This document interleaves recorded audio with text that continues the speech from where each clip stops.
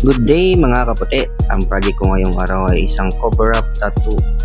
So ito po yung tattoo ni sir na gusto niyang ipa-cover. Bali ang napili niyang design ay clock na may pakpak. Bali dito ay gumamit ako ng 11 RL, tapos 5 M1, tapos 15 round Magnum. Tapos sa ink naman, sa pagtimpla ng ink ay gumamit ako ng 369. Tapos yung isa ay pure black. Bali sa pag light ng shade ay gumamit lang ako dito ng 1 drop para makuha ko yung balance ng pag shade dun sa tattoo.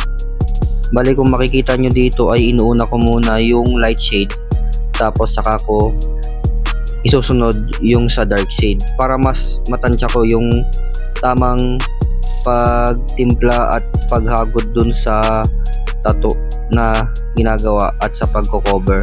Bali sa mga part na i-cover ay diniskartehan ko na lang, nilagyan, sinundan ko yung dati niyang tattoo para hindi na siya mahalata. Bali dito sa may part na pakpak ay gumamit ako dito ng 5 M1. Tapos ang ginamit ko ditong wash ay yung 1 drop at then yung solid na black, yung walang halong tubig, para mas makuha ko yung tamang light to dark shade niya. Bali ito na po pala ang finished project, a total of 2 hours. So inabot po ako dito ng 2 hours. Bali dito ay nasatisfied naman ang ating client at sabi niya sa susunod na babalik siya ay meron pa siyang mga ipapakover ng mga luma niyang tattoo.